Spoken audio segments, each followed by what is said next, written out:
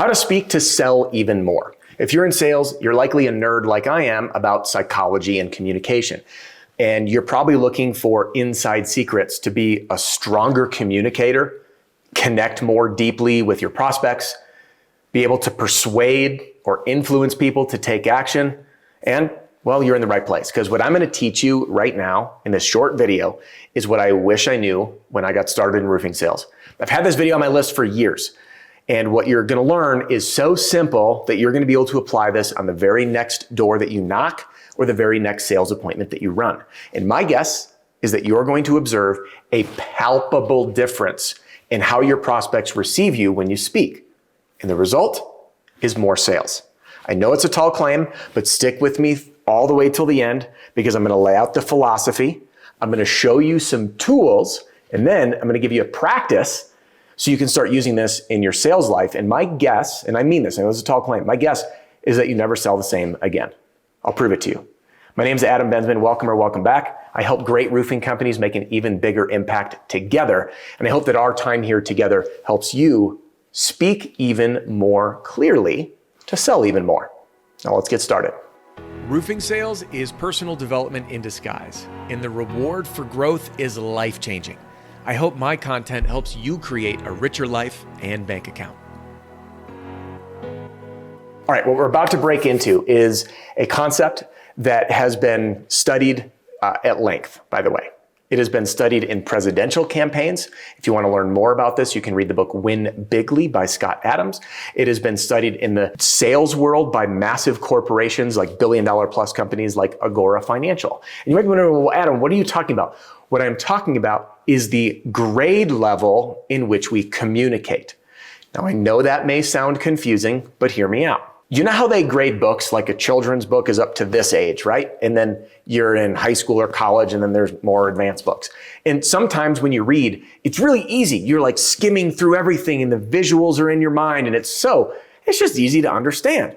Yet other books that are really great, like this one by Cal Newport called Deep Work, which, by the way, really great book, but this is dense. This book was way harder for me to read because there's big words and it's complex ideas and topics.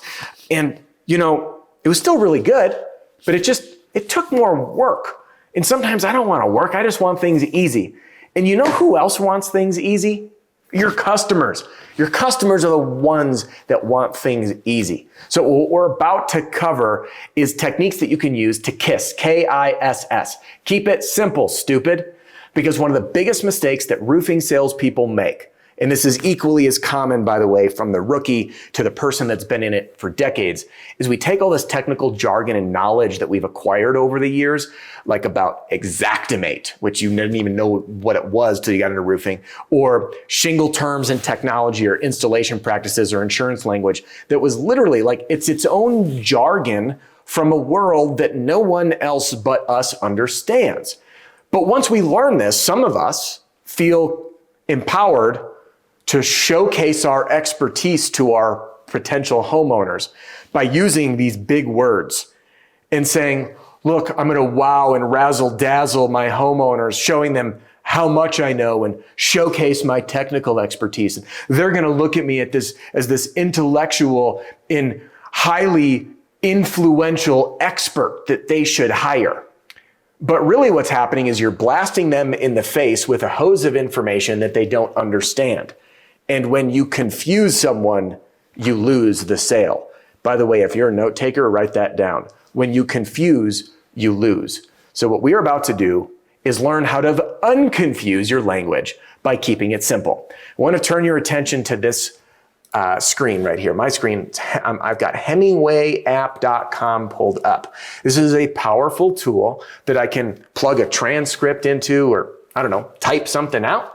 And what you're going to see here is a readability score. Now, what I've written here is a 10th grade reading level, and this might be a common way for you to overcome an objection where someone maybe at the door says, you know, our insurance company is just paying for some repairs. By the way, what the concept I'm teaching you, if you sell retail, it applies the same. Let me begin. I understand your insurance company is only paying for repairs to your roof.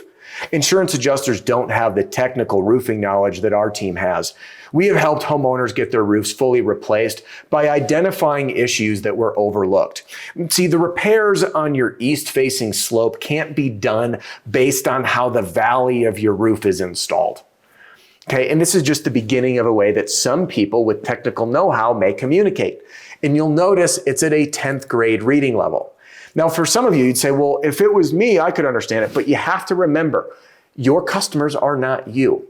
So before I share with you the after of how I've edited this, I want to cover some concepts. There's an organization out there that it's called Agora Financial. And I read this study about 7 years ago. They did a split test. And a split test means that they did one sales letter versus another. So they were virtually identical, same headline, same content. The only difference was that one was written at an 8th grade level, which is 2 grades easier to read than this, and the other was written at a 5th grade reading level. I want to ask you, which letter produced more sales, the 8th grade letter or the 5th grade letter? Now, you might have guessed, because I've kind of planted the seed of where this is going, and you said, the 5th grade letter produced more sales. Well, how much more sales? Now, if my memory's right, it was about 2 times the sales from an 8th grade to a 5th grade reading level. Not a big difference, 8th to 5th. But you might be thinking to yourself, Adam, are you implying that people are stupid? And the answer is no, not at all.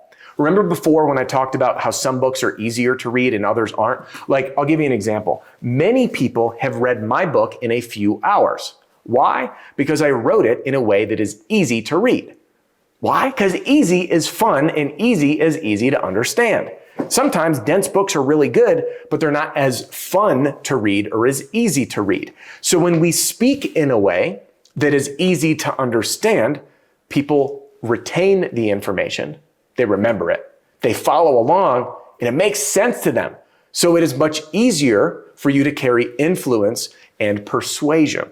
So what I have done is I've taken this exact concept of this rebuttal to someone saying, hey, my insurance company is paying for some repairs, and I've simplified it to a 2nd grade reading level, which you can see right here. And I'm going to read it to you.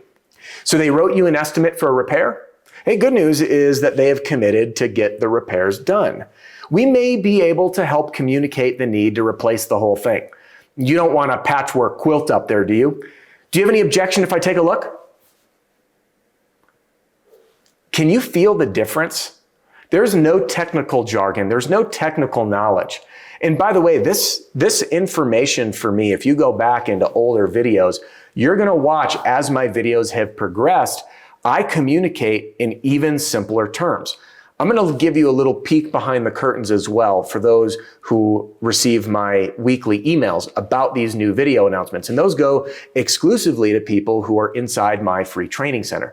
You can join that, by the way, to understand what I'm talking about by clicking the link in the description or going to adamsfreestuff.com.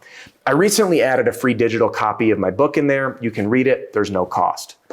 What you'll find is that when I email each week, I write every single email in Hemingway app. I shoot for a grade level of 2 to 5th grade. I average between 2 and 3rd grade, very rarely going to 5th grade. What I found as a result of doing that is a higher level of engagement. Why? Not because you're stupid, but because when you read an email like this, it's easy to understand, it's easy to follow. And the art of learning how to communicate your language simply is a craft that takes years to practice, but you can start right now. And I'm going to give you a few tools to do that. First, I want you to practice speaking simply. Tip number 2, remove industry jargon.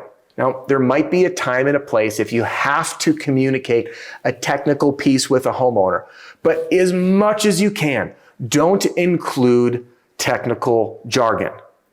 Tip number 3, pretend that you're communicating your message to a 5th grader. Again, this isn't saying that the people you speak with are stupid. What you're doing is just making it easy to understand. And if you want to learn even more about this technique, I recommend you pick up a copy of Scott Adams' book. It's called Win Bigly. And the subtitle is Persuasion in a World Where Facts Don't Matter. Scott Adams broke down Trump's historical campaign.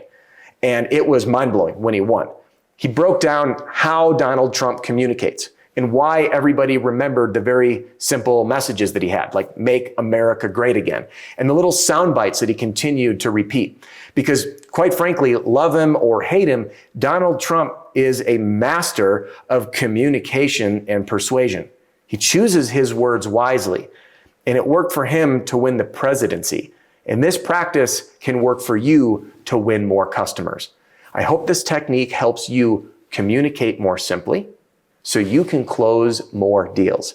You see what I mean when I said you may not sell the same way ever again? If you want to keep nerding out on sales communication with me, then jump into this very next video and I'm going to teach you my very favorite closing technique. I'll see you in the next one.